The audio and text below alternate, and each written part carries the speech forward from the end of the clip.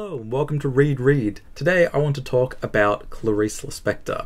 I just finished reading her complete stories, and although the entire collection is amazing, like I mentioned in my Borges video, I want to start making it a thing where I just talk about one short story from a collection, or just focus on short stories and maybe make other videos talking about other short stories. So the story that I am going to focus on for this video is Lispector's Preciousness.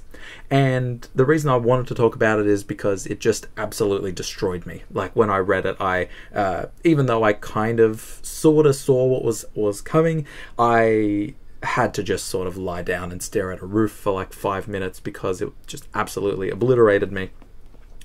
It was interesting to see, like, reading her notes at the end, which are all great, but reading her notes at the end, that she actually came to not really like that story, or at least to not like the main character. And my guess, just spitballing, is that there is a sort of way in which you can kind of feel bad for writing a character who's so innocent that they're susceptible to like tragic experiences. But I'll get to that when I talk about when I start talking about the story. The reason I'm not jumping straight into it is just because it is the first time talking about Lispector, so I want to give some general impressions of what I liked about her writing, and why I think that, without exaggeration, I can say I think Lispector might be in the top 3 of favorite short story writers. The only other two that are kind of close are Borges and Barthelme.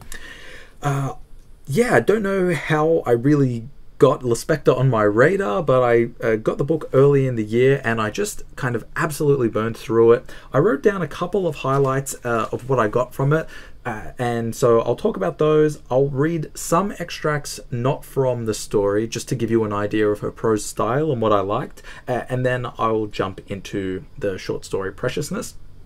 So the first thing that stood out is just that there's a versatility. So jumping from stories, she has a really experimental style, and but like, she is generally consistent within whatever style she's chosen for the story. So there are some stories that are written sort of from the perspective, or the main character is a chicken, and there's another story that she has, I don't know what it is with Lispector, she has like a fascination with chickens, but she has another story called The Egg and the Chicken, which is so Barthelme. I just absolutely loved it. Another very Barthelme-esque story, and whole collection actually, is Where Were You at Night, which the title story is this really intense like fever dream that is just so symbolically charged, and just like an absolute prose delight to read. Didn't have any story or plot, but it was just kind of montage collages of symbols.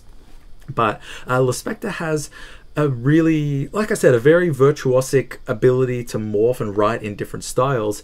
And another thing that I got, probably the biggest takeaway that I would say has influenced the way that I want to try and write, and or a way that I want to look at things in the world, is that I've always had this feeling that, and when I say always, that's obviously an exaggeration, like when I became smart, or when I became a grown-up, I started having these feelings. But I had these feelings that a lot of the kind of nuggets of experience that occur in life, you can write short stories about it. Like, there are little quips or exchanges or interactions that happen where you're just like, I know that this experience is worthy of existing on a page, but I just don't know how to write it. I don't know where the start is, where the end is. It doesn't feel like a full, complete story.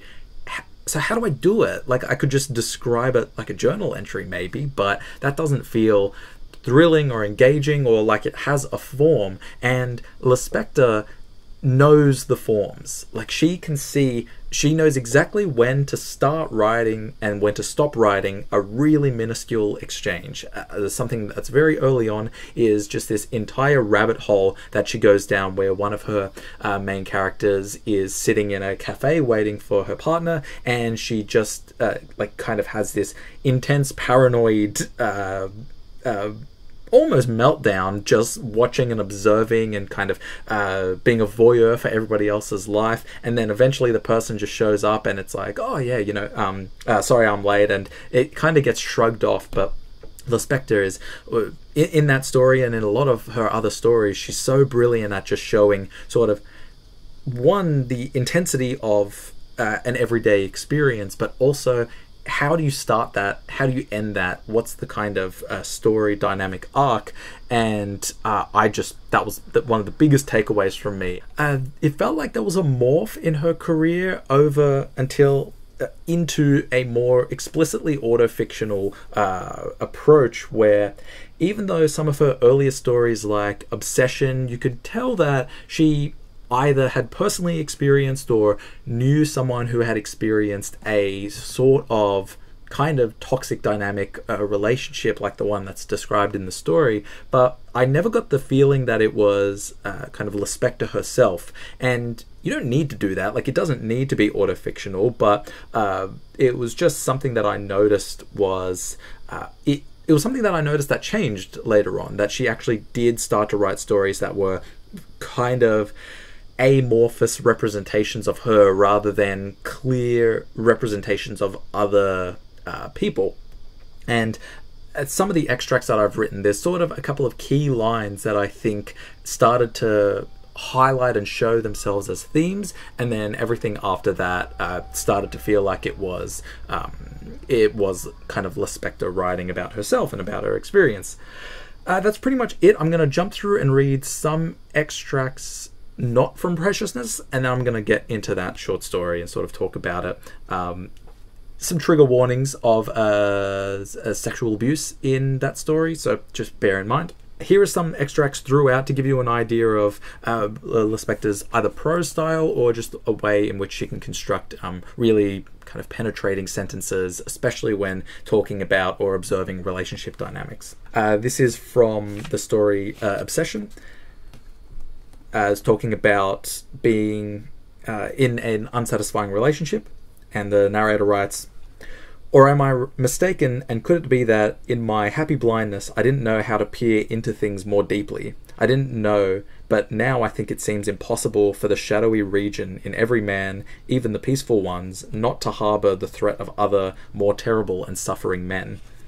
And that's something, so when I talked about how works don't have to be autofictional, but it was just something that I noticed.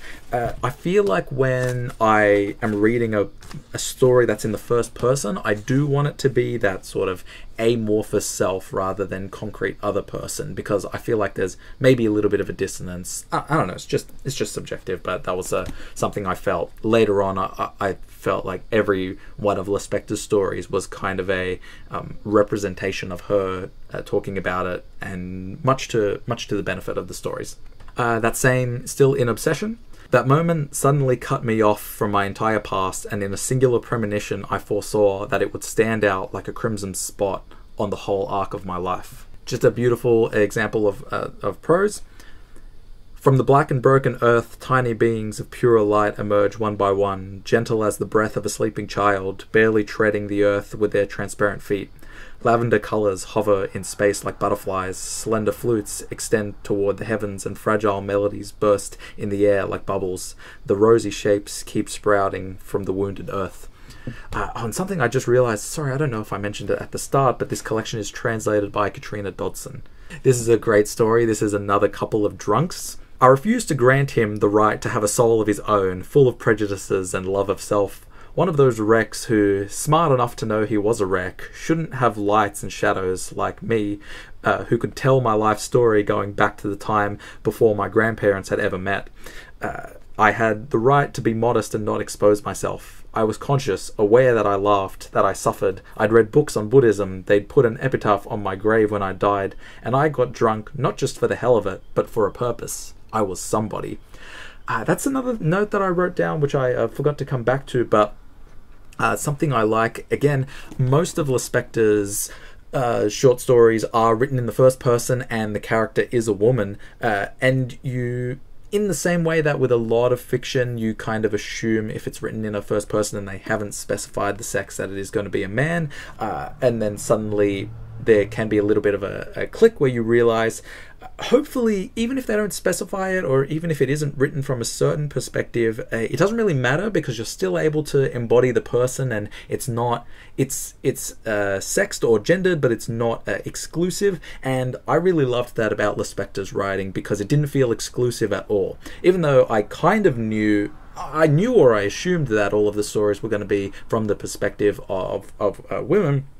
I never really was like, oh, this story's not for me. And there were even some times where I was like, wait, is this a man or a woman? Like, it seems like Lispector is interested in that, but she doesn't want to write, she wants to write stories about women, not for women, if that makes sense. This was one of the first lines where I marked it, and it kept coming back as just something that, if you were to say there are certain themes that writers explore or that embody them. Another example is Rilke talking about space, or like inner space, or I think Raum is the German word. This is a line that I think talks a lot about how Lispector wrote and what her vibe was. Anna had fallen into an excruciating benevolence. And then a very similar one, this is from a story, The Buffalo, which I need to just make a whole video on. But at the end, they were talking about, so I'll just read the line.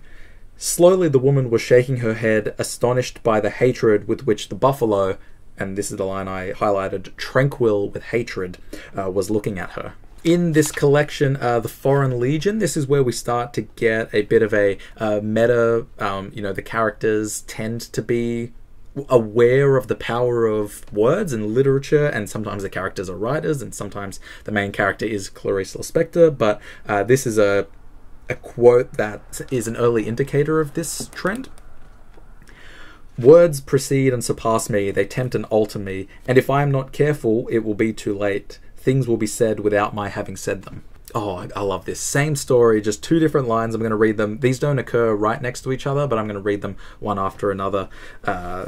In my haste, I was growing up without knowing in what direction, and then I was intuitively careful with what I was, since I didn't know what I was, and I vainly cultivated the integrity of innocence. I'm realizing how long this video is, and I'm just going to need to jump into Preciousness, because otherwise we're not going to get to it. But here we go. Let's talk about a really just gut-wrenching story. This is called Preciousness. It's one of the few stories in Lispector's collection that has a sort of dedication or a note. It's for Mafalda. And the story, let me see if we can find her name, because I don't actually remember her name. She's referred to in the third person, just she. And it's a story about a young schoolgirl, not very attractive and kind of aware of her attractiveness and of her non-attractiveness, and the way that she kind of interprets herself and her context in the world, in her like school life day to day, in her interactions with her family and with the maid at home and with boys in school. And eventually what happens is she's walking to school, she wakes up early, and she has this interaction where she sees two men who are walking behind her, and then she has this back and forth where she says, do I acknowledge their existence? Do I walk a little bit differently? Do I kind of say something to them? And she eventually makes this step where she does acknowledge their existence, and what happens, without her knowing and without her being ready for it, they grab her and essentially probably can't say the word that starts with R, but for getting flagged by YouTube, but that happens to her, and then there's a really kind of brutal prolonged scene of her just lying down in the dark because she'd woken up before the sun rose. She wakes up, she goes on with her life, she ends up coming home, and in just this sort of fit, or not a fit, but just in this sort of radical trying to deal with and process the intensely traumatic experience she has, she starts thinking about her looks, and she wants to kind of yeah, she starts just being hyper aware, and the story ends with her saying that she wants to get these new shoes because she was originally walking in these heels that were made of wood and they were very noisy, and that was part of what was contributing to her being aware of how much noise she was making, and you know, what potentially attracted these two villains. And I'm going to read just a couple of, because I took a lot of extracts, and without reading the whole story, which again, even in spite of my saying it, if you're kind of alright with the content, then it's still immensely worth reading. I'm going to read some extracts of how Lispector describes this character. She cast more of a shadow than she existed. In the empty house, alone with the maid, she no longer marched like a soldier, since she no longer needed to be careful, but she missed the battle on the streets, the melancholy of freedom with the horizon still so far off. She had given herself to the horizon, but this nostalgia for the present, the apprenticeship of patience, the vow of waiting, from which she might never manage to free herself. The afternoon stretching out interminably, and until everyone came home for dinner, and with relief she could become a daughter. It was the heat. The book opened and then shut, and intuition, the heat. She sat with her head in her hands, hopeless. There were elements she lacked, but she didn't want them from someone who'd already forgotten them. The great waiting played a part. Inside the vastness, plodding. Oh, gosh. So beautiful writing. So beautiful. Such beautiful writing. Okay, so this is the scene where she is kind of aware of the presence of the men who are there, and she's processing how she's meant to react in this situation. With abrupt rigidity, she looked at them. When she least expected to, betraying her vow of secrecy, she glimpsed them. Were they smiling? No, they were somber. She shouldn't have seen, because by seeing, she for an instant risked becoming an individual, and so did they. That's what it seemed she'd been warned against. As long as she operated in a classical world, as long as she was impersonal, she'd be a daughter of the gods, aided by whatever must be done. Yet, having seen whatever it is that eyes, upon seeing, diminish, she risked being a she herself that tradition couldn't support. Just one last line. She possessed so little, and they had touched it. I know I absolutely need to talk more about Lispector, but that's all I'm going to talk about for this video. Please do yourself a favor and go and read her collected stories. Let me know of what books I should read of Lispector, and thank you for watching. I'll see you in the next video.